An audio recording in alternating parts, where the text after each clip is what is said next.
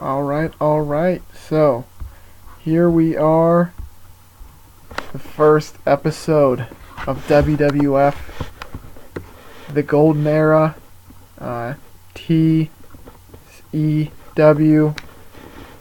series, starting at a real high point, WrestleMania 4. As you can see, we have 10 matches, 2 in the pre-show, 8 on the main card. We have some really cool new stuff that we're doing, and perhaps the crowning moment for one of the 2 superstars that we have created this year, who have been building and building and building to this very point, and finally we get to see whether this is the launching point for the new era in WWF. So let's see how the pre-show goes first, as JYD is going to be taking on Paul Orndorff, and obviously JYD still has some in the tank. He had the better performance rating and wins in just under 10 minutes. Both people in my universe, or simulation rather, have been starting to see declines in their performance due to age and just wear and tear. So this is kind of the passing of the guard. They're setting up the show for the young superstars who will take WWF to the zenith in the future. And I didn't mention earlier, but we are in Edward Jones Dome with nearly 67,000 people in attendance. Next, one of the best rivalries that we had going up until the point, if you have seen any of the I'm Gore posts on through my profile, then you might have seen these two have had a freaking just amazing rivalry that's gone probably a year at this point. It had seemingly sent Jerry Lawler out of town, as they did have a loser leaves town match, but he re-emerged, and it seems as though his issues with Adonis have not ended quite yet. And what a hot start for the pre-show, and then boom, already hyping the main event. These 2 competitors have faced off in a major main event already. Just last year, the 87 King of the Ring, which was actually a rematch from the 86 King of the Ring. In 86, DiBiase took it. In 87, Savage beat DiBiase in the rematch. And tonight, another main event on the show of shows. It is the tiebreaker, so to speak, to see who is the best once and for all. Who's going to carry the torch from here on out. But before we get there, our opening bout of the evening, a 4-way elimination tag match, not like a Survivor style, but each tag will get eliminated when one man is pinned. And as you can see, the British Bulldogs take it home. They have defeated the Brainbusters, the newly formed Freebirds of Jimmy Garvin and Michael P.S. Hayes. Finally, I was able to get both Jimmy Garvin and Michael Hayes on the same alignment. It's been over a year, I think, since Jimmy Garvin was a face and Michael a heel. So now that they are finally both heels, I'm going to be able to build them up and hopefully get them to a tag title level in which, they can challenge and elevate the matches that they're in. Clearly, they were kind of bringing the match level down just slightly, but they did well for the opening bout. Next, we have the women's title on the line, and this is their first WrestleMania match. Bull Nakano has been the champion since the belt was reintroduced. And Chigusa Nagao has been absolutely electric. Both women are definitely worth putting a mega push behind. Nagao has been on the creative meeting list as far as people to get behind. So hopefully in a year's time she is ready to hold the mantle as the WWF's women's champion. But until then, Bull Nakano's reign of terror will remain intact as she stays undefeated by defeating Nagao at WrestleMania. So here you can see McMahon is announcing the inaugural Money in the Bank, and who would have thought in '88 they could conceive such a match stipulation. And Magnum TA, the big signing who came in just a few months ago, will be one of the 6 competitors in this dangerous ladder match. But the juice is worth the squeeze, and he's going to risk it all to try and get the briefcase. However, he was unable to succeed in defeating all other 5 competitors and bring down the briefcase. Kurt Hennig, Mr. Perfect, was just too much for the other competitors, and what a tremendous match for the inaugural Money in the Bank ladder match. You can see had Misawa, a great young talent, Rude, another young talent who I've been trying to push, and then 4 main event level superstars who unfortunately did not have a hot feud coming in. The size of the card was already pretty big. This is definitely more matches than I'm accustomed to running. I like to keep it at least just 7 on the main card, but we upped it to 8, and then 2 pre-show matches, which is pretty standard, but still an extra match and an extra promo kind of over-bloated it. So I had to make concessions to get these big names on the card, and I think it was a great opportunity for Misawa and Rude to kind of get elevated through mixing it up with the likes of Santana, Hansen, Magnum, and Hennig. So now we move on to the tag title match. A dream match for sure. Definitely one that people would be familiar with that happened in real life. Demolition taking on the Road Warriors. And the mandatory tag title change does not happen this year.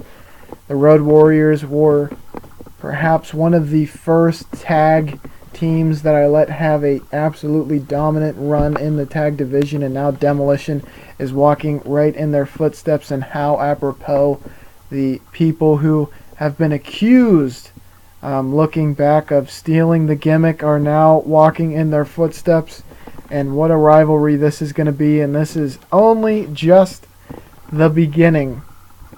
And you can see their match ratings and performance really starting to take off. This might be one of their best matches with the tag titles yet, and that's after 8 defenses. So kudos to the Road Warriors, and definitely some progress being made by Demolition.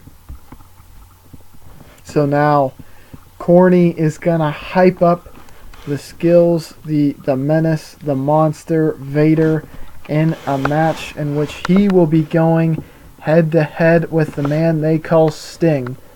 In a rivalry that stems from the fact that they're both young, promising talent on the roster, and Vader perhaps thought, well, I have to dispose of him if I'm going to climb further up the ladder, so he attacked him on Superstars, and now their feud has reached a boiling point, and they will meet in a steel cage. And what a tremendous match between Sting and Vader. These are definitely two guys who are the future stars. Sting has tremendous, the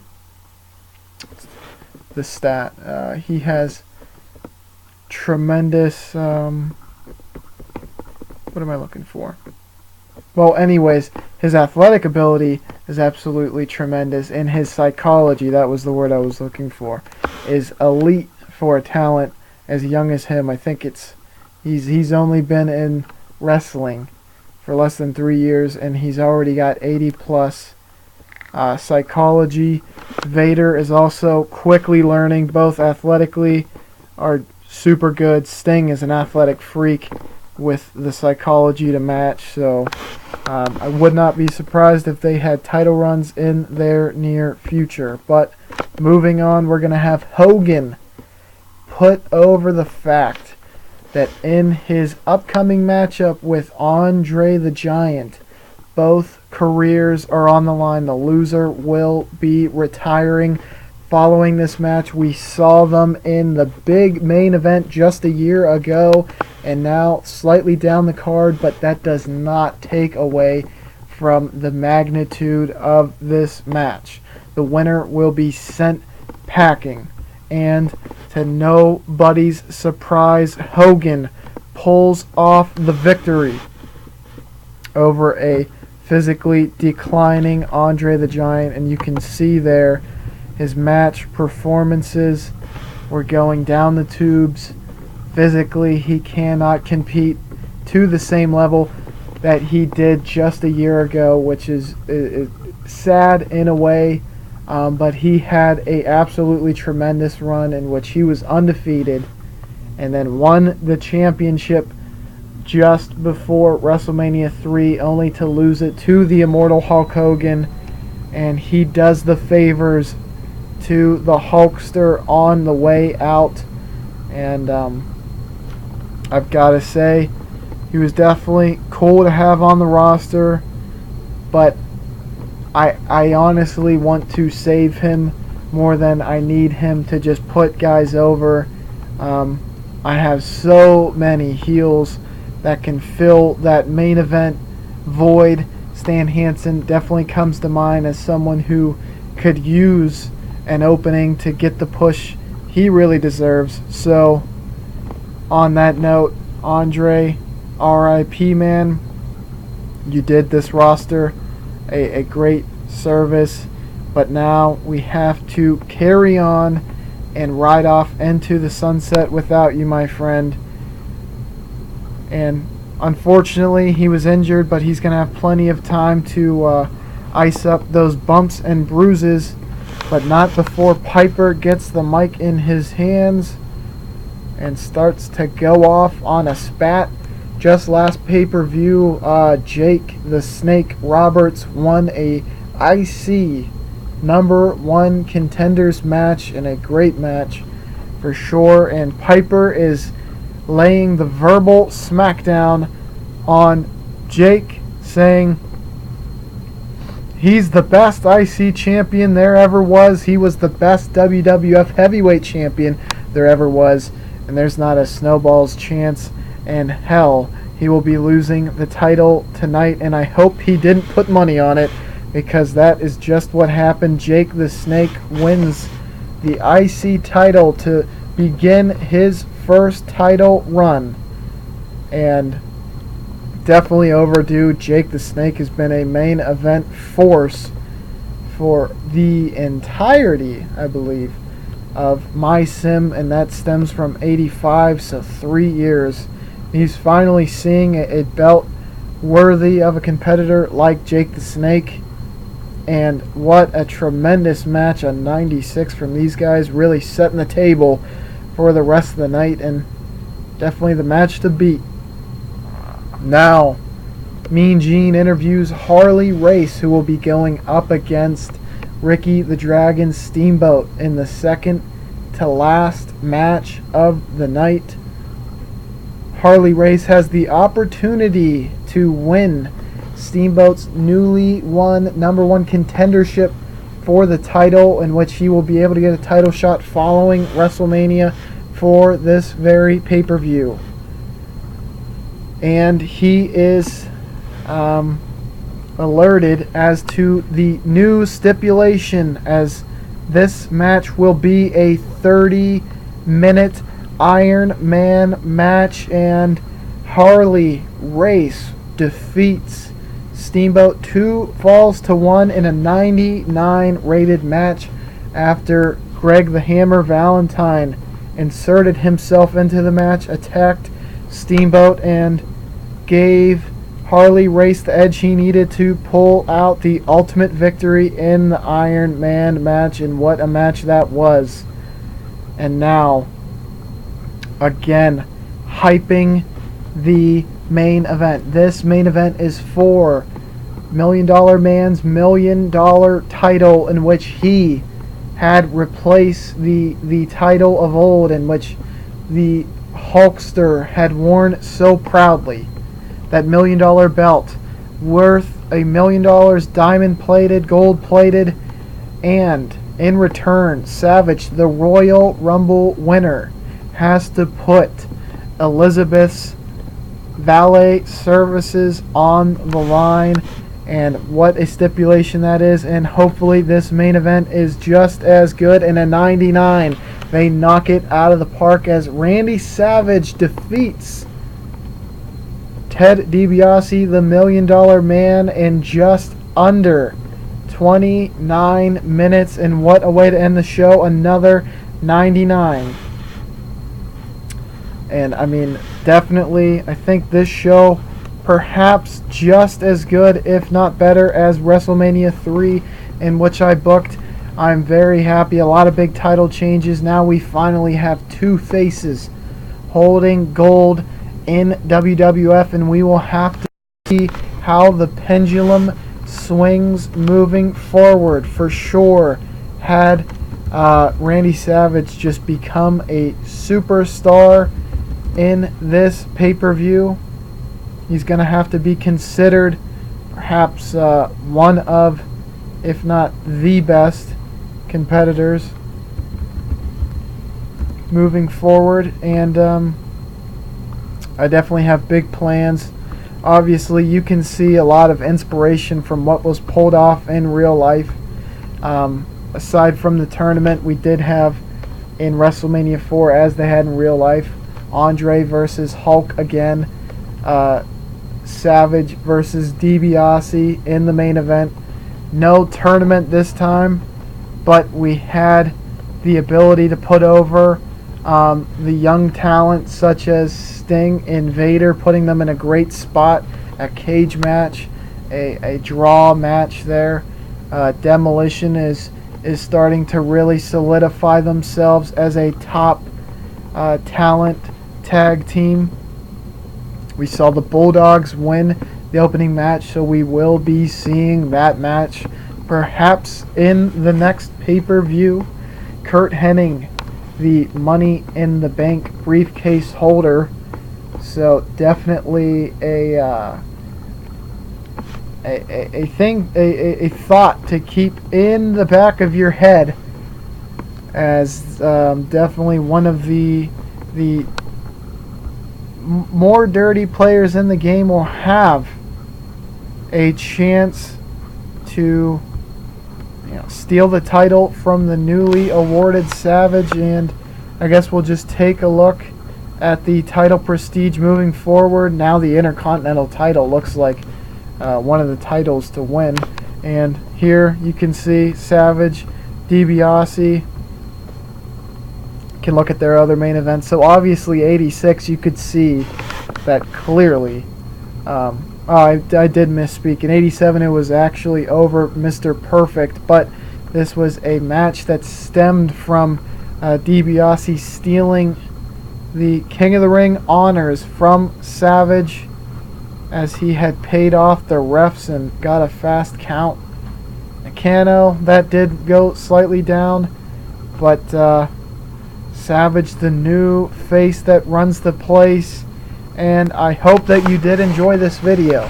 In the future, I think I will do retrospective videos, probably like a year in review, just to give backstory on this sim.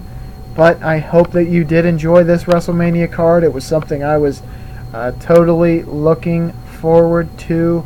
So stay tuned, like and subscribe to the YouTube channel, and post for notifications to see when more videos like this come out. Again, I hope you enjoyed and have a great night.